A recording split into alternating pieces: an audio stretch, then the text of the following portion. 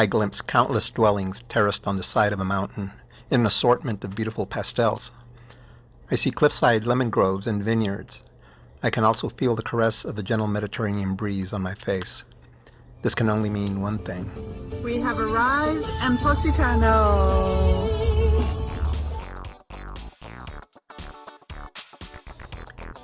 We have arrived in Positano, at last. But Positano is just one of a handful of villages and communes that give the Amalfi Coast its picturesque charm. So much so that the Amalfi Coast was declared a UNESCO World Heritage Site in 1997 because it represents, quote, an extraordinary example of Mediterranean landscape. Nature is both unspoiled and harmoniously fused with the results of human activity, unquote. This vacation spot, known for its steep, windy roads and paths, may be difficult to get to, but once you arrive, you quickly discover it was well worth the effort. The first people to discover this location were hunter-gatherers some 50 to 12,000 years ago, according to the archaeological record. But these days, the only things anyone's hunting are shiny souvenirs, a good restaurant, and a good time. This enclave and the Amalfi Coast in general is a popular jet-set destination and an international fashion center. It's not apparent now, but up until the mid-20th century, this was just a sleepy little fishing village. The first path we took led to what would be our home for the next 5 nights, Popetto Hotel. Popetto, which is about an 8-minute walk from the hustle and bustle of Positano, boasts the secluded Fornillo Beach with its crystalline waters.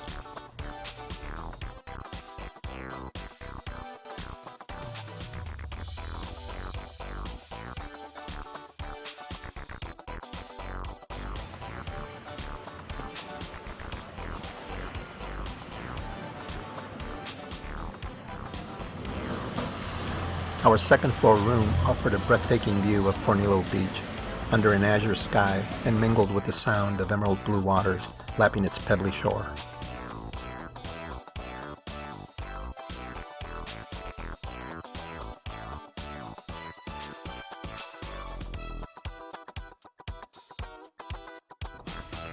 We timed our arrival well at the start of high season before it became too crowded.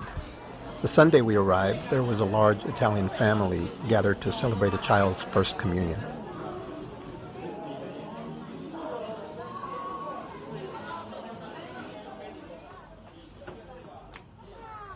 A group of playful bambini were chasing each other around underneath a pergola made out of lemons.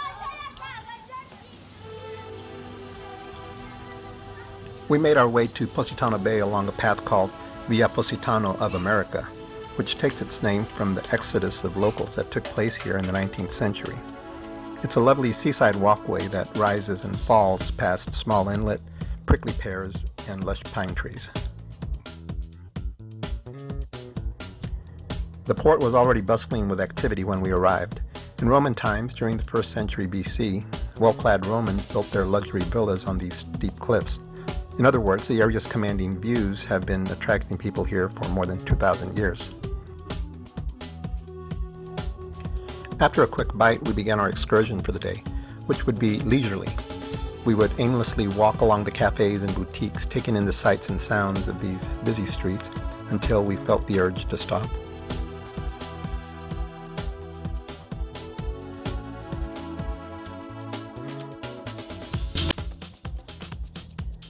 At one point during our walk, we came across this legendary couple. As the story goes, they were star-crossed lovers, she Sicilian, he a Moor. Their ill-fated union was terminated by the dishonored family. death was swift and decisive. They were both beheaded and their heads converted to vases. This is one version of the story. After walking around for a while along Via Christopher Columbus, we arrived at Ristorante Bruno with its $1 million view of the Bay of Positano. Here we had some refreshing limoncello spritz.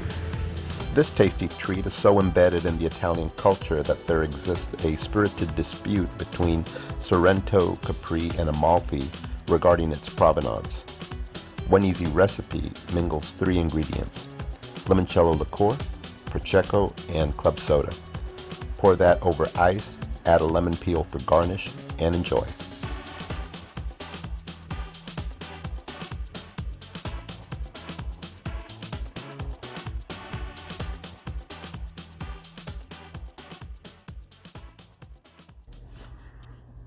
After getting our second win, we ambled back to Papeto to relax a bit before dinner.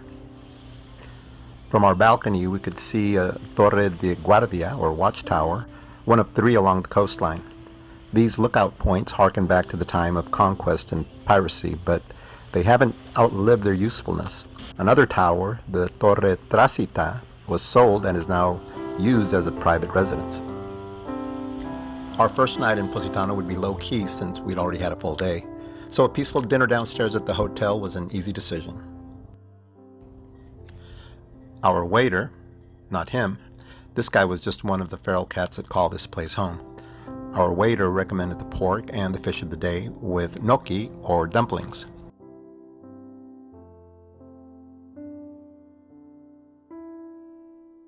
We capped off the meal with a delicious tiramisu.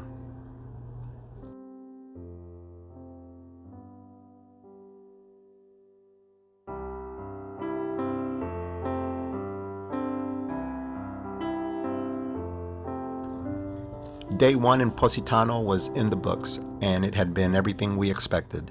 After dinner, we took a short stroll for some pictures before retiring to our suite. Buonanotte, Positano.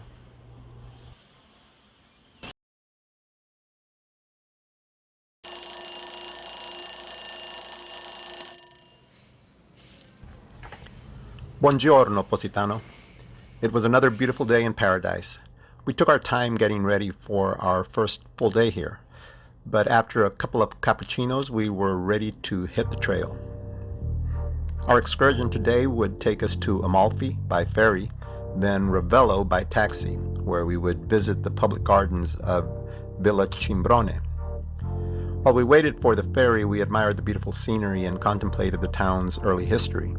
After wealthy Romans began settling here during the time of Julius Caesar, the area continued to grow in popularity through the centuries. And by around the 16th and 17th century, the area reached its pinnacle and had become a prosperous port town. But gradually the town went into decline, and when the fortunes dried up, an exodus of locals began. By the mid-20th century, half the population had moved away, mainly to America, and Positano became a sleepy fishing village.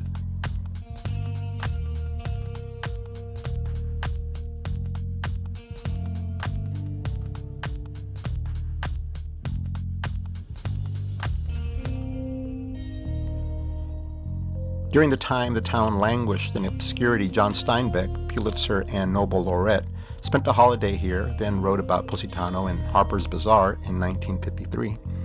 The story went viral, as they say in today's parlance, and curious tourists began invading this quaint little town. Soon the trickle of tourists turned into a torrent. Today it is estimated that around 12,000 sightseers pilgrimage here daily during high season, which is roughly between Easter and October. Contrast that to the 4,000 to 5,000 Positanos that reside here year-round.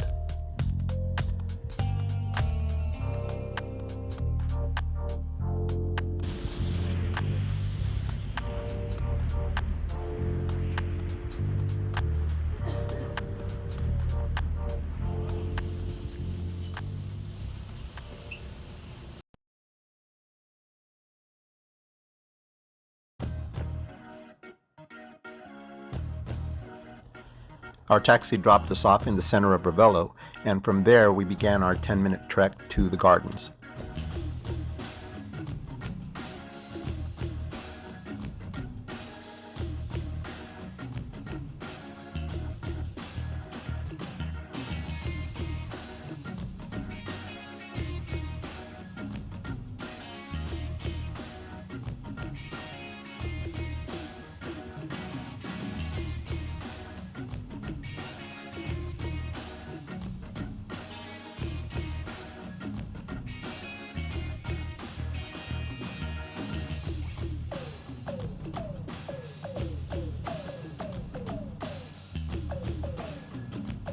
Not unlike any of our other strolls on the Amalfi coast, we were witness to one beautiful view after another.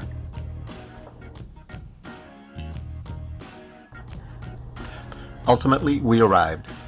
Villa Cimbrone dates back to the 11th century, probably earlier, but it's a must on everyone's to-do list because of the majestic view from its belvedere, the Terraza dell'Infinito, or Terrace of Infinity. While the gardens are public and accessible after a very modest entry fee, the villa itself is an exclusive 5-star luxury hotel for the well-to-do. We made our way towards the belvedere on the main walkway, Viale dell'Immenso, or Alley of Immensity.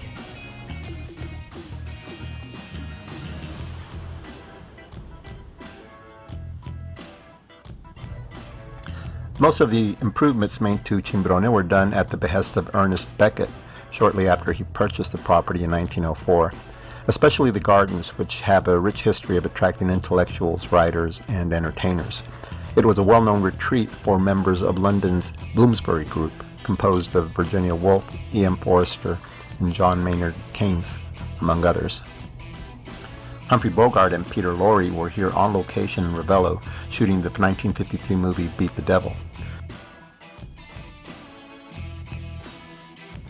A menagerie of mainly classical statues and temples adorn the grounds. The temples and other structures boast a curious mix of Gothic, Moorish, and Venetian architectural styles. At the gateway to the main balcony is the Temple of Ceres. She was the goddess of agriculture, fertility, and grain crops. And then, looming 1,200 feet from sea level, the terrace of all terraces, the crown jewel of Ravello, we'd arrived at the Terrace of Infinity. For my money, this was easily one of the two most spectacular views of the whole trip.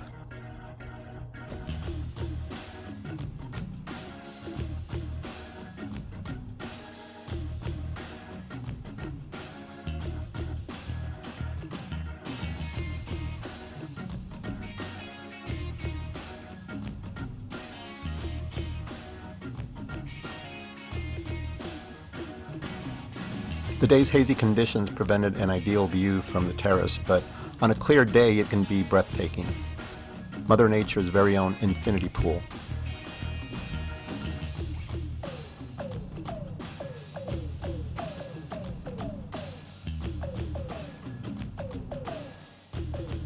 The terrace features several classical busts of deities collected from all around Italy by Ernest Becket.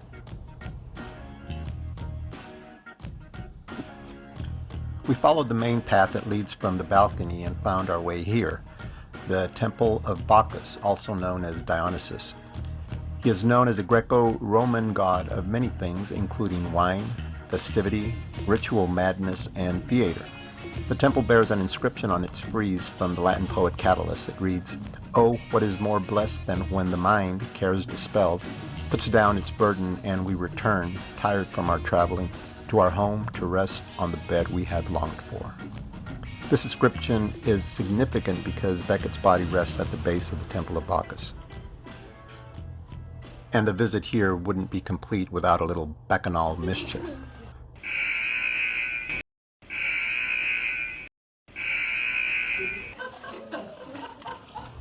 But not everyone was amused. Except maybe this guy. Or maybe even this guy, an Italian wall lizard. He didn't seem too bothered by me filming him while he basked in the toasty Mediterranean sun.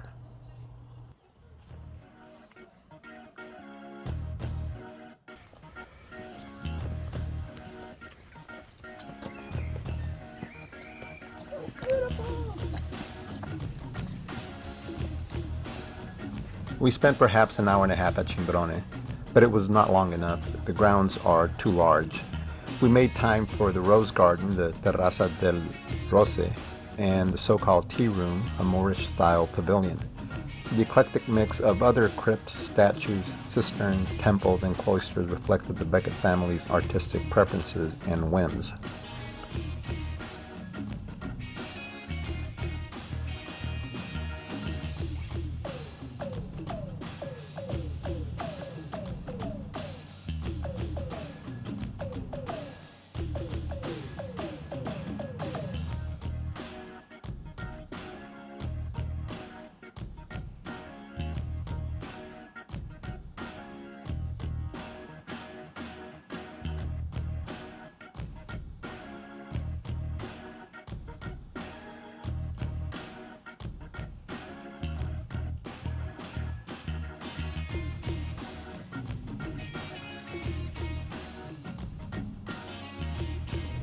Our last stop in Ravello would be at the Villa Ruffolo in the center of town, which dates back to the 13th century.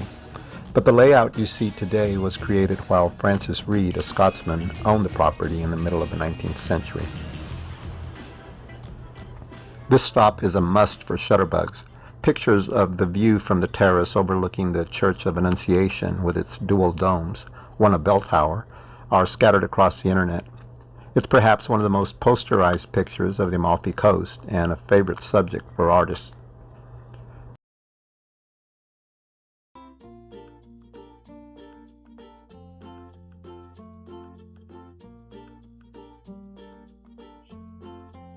We descended from Ravello and made it back to Amalfi and its beautiful cathedral. But a look inside its walls will have to wait until the next episode. Thanks for watching.